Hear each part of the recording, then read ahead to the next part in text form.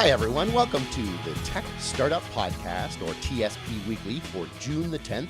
My name is Stephen Campbell, a local podcaster here in Kitchener-Waterloo. Joining me, as always, is my co-host, or coast, Amaris Gerson. Good morning, Stephen. How are you, Amaris?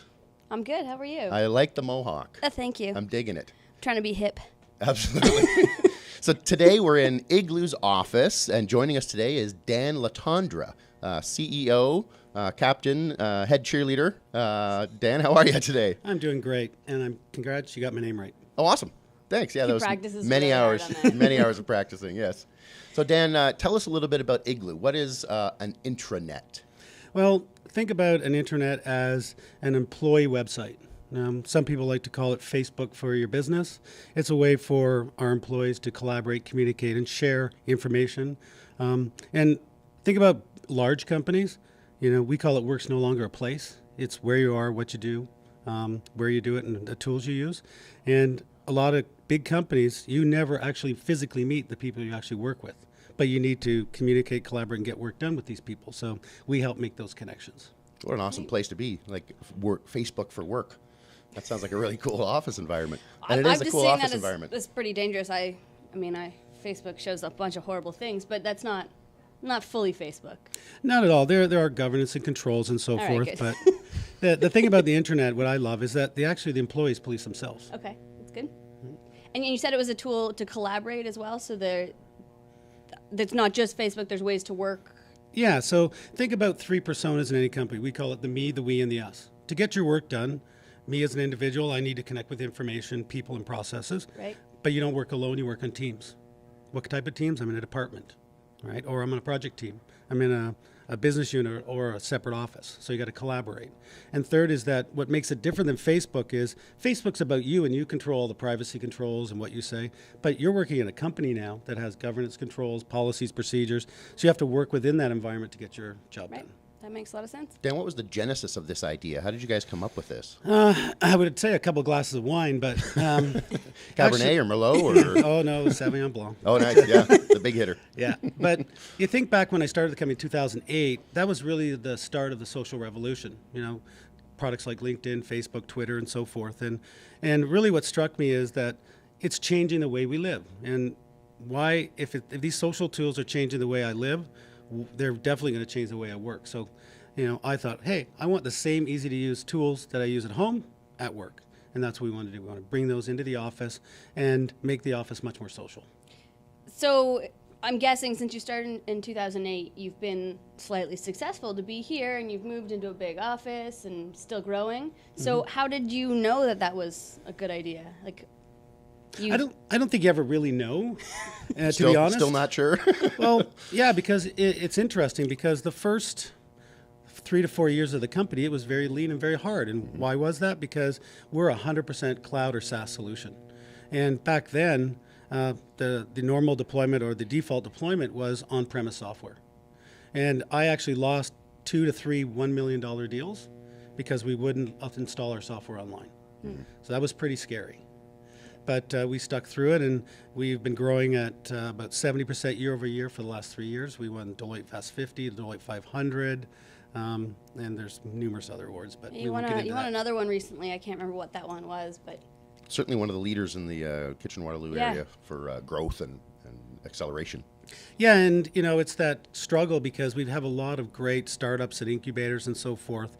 But really, to get what we call the $5 million barrier is your toughest.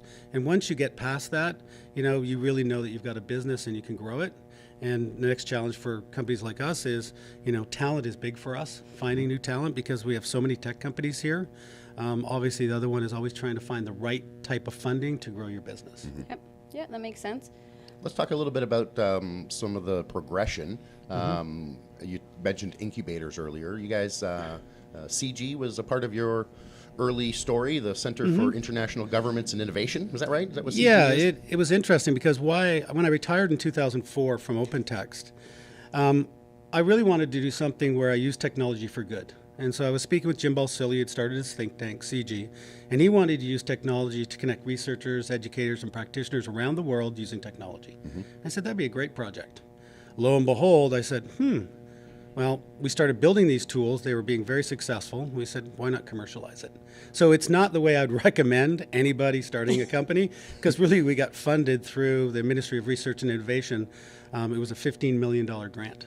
And it was very interesting, where most of the incubators are getting startup funding, VC funding, and so forth. We didn't start that way. Grants are nice.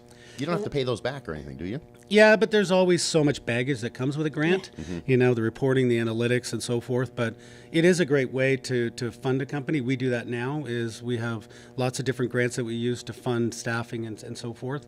Because you said you don't have to pay it back, and you don't have to give ownership of your company. What was the landscape like back then when you were going through that process? Was the Accelerator or Communitech or Velocity, were they in their incubation stage, or were they already it's sort scary of blossoming? it's scary because, you know, how I look back how old I am. But I was one of the original guys that was part of the Communitech startup. Okay. I actually interviewed Vince Sorelli with Jim Balsillie and Tom Jenkins.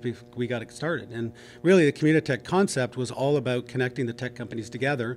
And now it's evolved, and it was evolved even when we were in 2008. Is really becoming a vital source of knowledge, information, and funding now, which is really cool. Yeah, I'm often there, and the tours that go through are constant. From like bus loads of people. yeah, that show from up. students in T-shirts to gentlemen in three-piece suits, and it's really interesting. Well, you know, it's funny for me. You know, I graduated from UFW and Laurier through the co-op program, which was early days. But you know, I can't even imagine if I would have had a Communitech at that time, because they're really showing the kids here that they can take their ideas with their education and actually commercialize it. Yeah.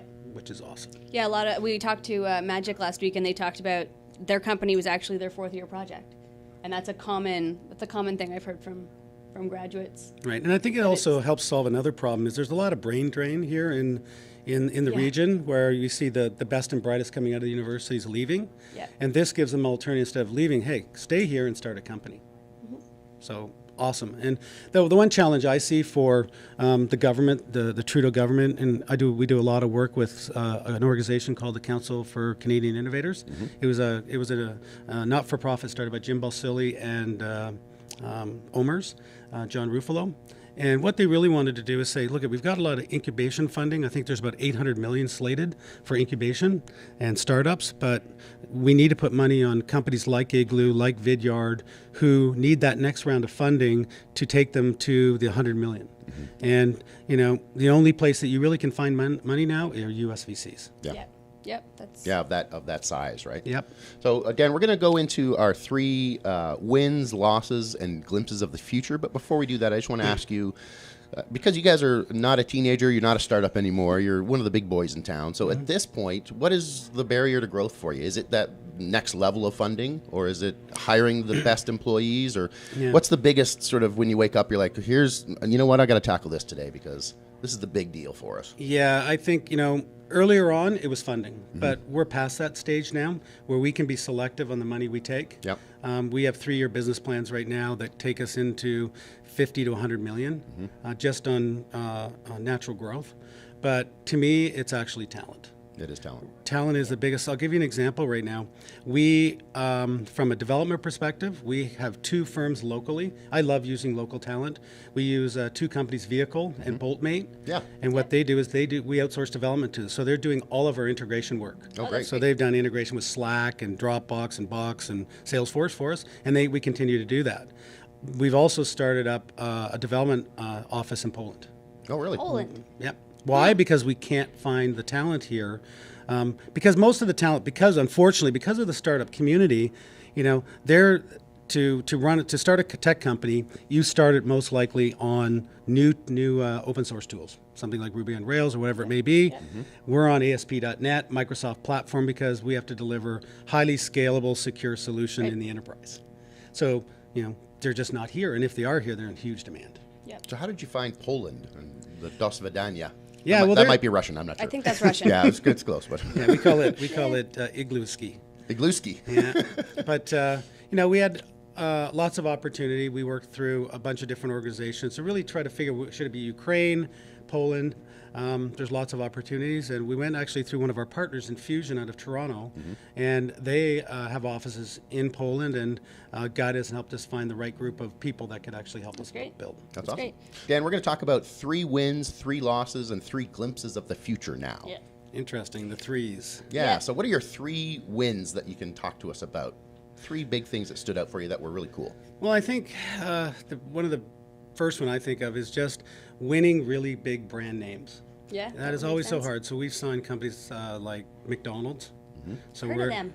Yeah, but they're in a total transformation right now, and they're looking at technology. And so we're with their innovation team. So that gets me excited when I see brand names like Snapchat or McDonald's using our software and seeing the value of their people. That gets me excited. So that's a big win. I think being recognized by Deloitte as one of the top fastest technology companies growing not only in Canada but in North America is really, really important to me. And I think that's a big win because it really represents the work that the staff do. And all the hard work you put in, it's nice for the staff to be rewarded. And I think the other big win is actually moving here to this new office space, because really what I wanted to do was I wanted the office space to represent the culture here at Igloo. And we have a really good digital culture at Igloo. It's fun, it's exciting, we post pictures from events, but our office space was a little dull and boring and didn't really represent who we were. So, those for me right now are kind of the 3 kind of biggest wins this year for us. Where was your old office? Just up the street at this old Sun Life building. Okay.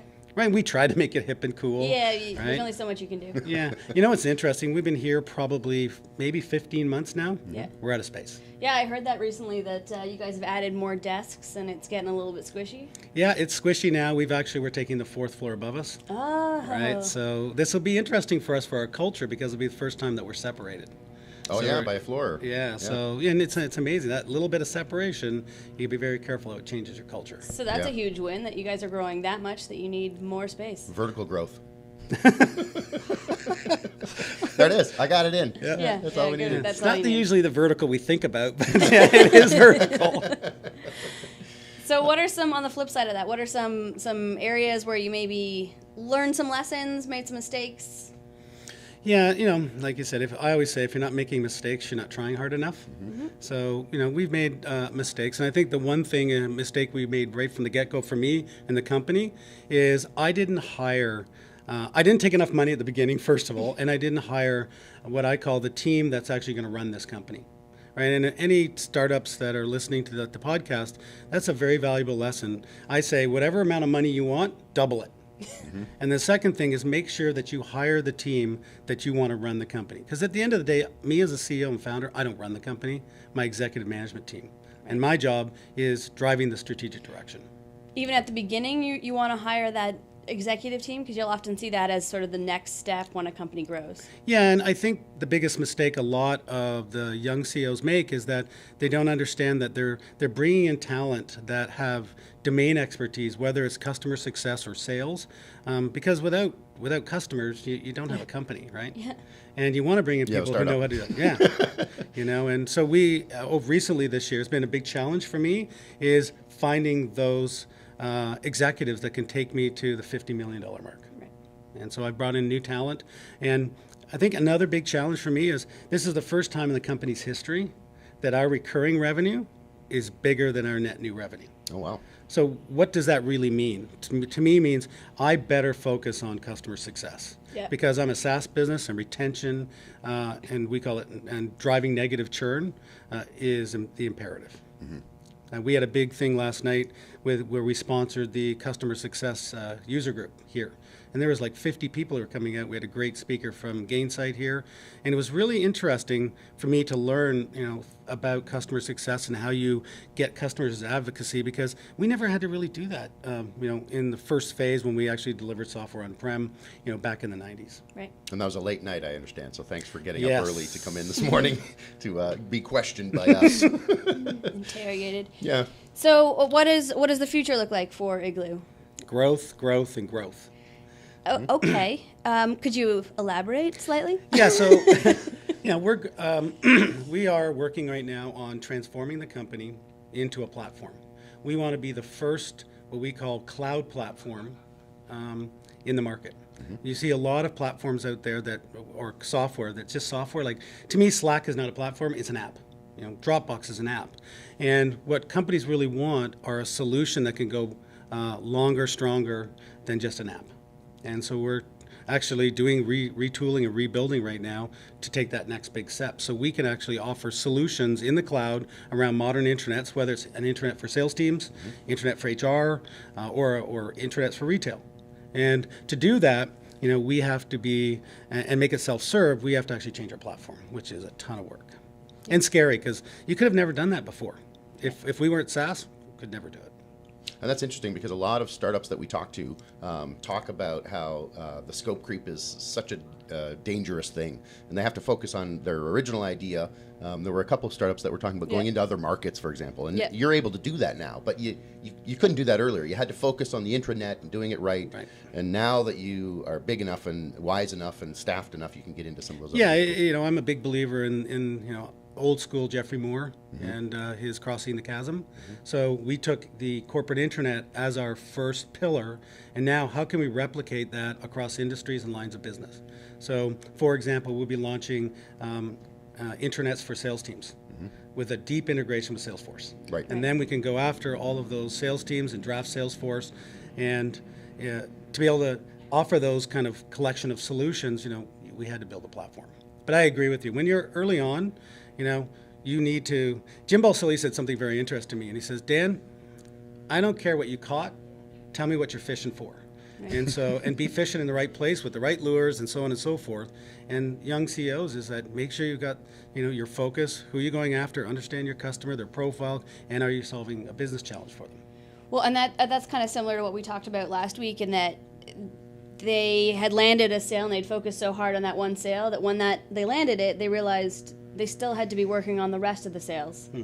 So that's kind of what you're talking about, is that you always have to be considering, continuing to catch that next fish, continuing to recruit that next sale. And I have an analogy I use. I call everyone here has to be a French race car driver. And they look at me with a puzzled look, and I go, first thing I do is I get in the car and I rip out the rearview mirror, because we have to forget what we've done in the past in order to move forward. Sure, there's things we learned from our past. So it's like a step model. I say, we've got to here, I'm going to plateau, and I'm going to change my processes, my procedures, and add resources to go to the next level. And if you don't do that, you either flatline or drop. Keep yourself scared. This is your kind of guy. He's using analogies, metaphors. And you're not making fun of him, though. Yeah, I don't have the same relationship. I can't make fun of him the same way. Yeah, it's true. You know what the hardest thing is in this new world we live in technology is something, again, Jim Balsillie is a huge mentor of mine, and he goes, look at Dan, this is a marathon, not a sprint.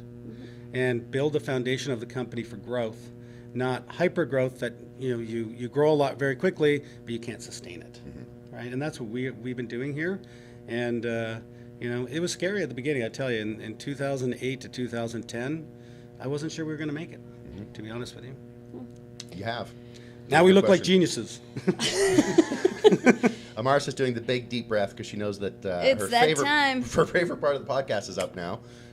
So who is your hashtag startup crush? Either here locally or around the world. Who's another startup that you think is killing it? Can I give you two? Yeah, sure. Of course. Okay. When I was a younger man, I had a mad crush on Salesforce. Yeah. Back in 1999. Back when they were a startup. Yep. I looked at them and I say they're going to change the world. And I was so crushed on them that I proposed to the OpenText board that we actually spin a company out of OpenText. I got approval, and I got $8 million on $80 million valuation for doing something exactly like a company called Box.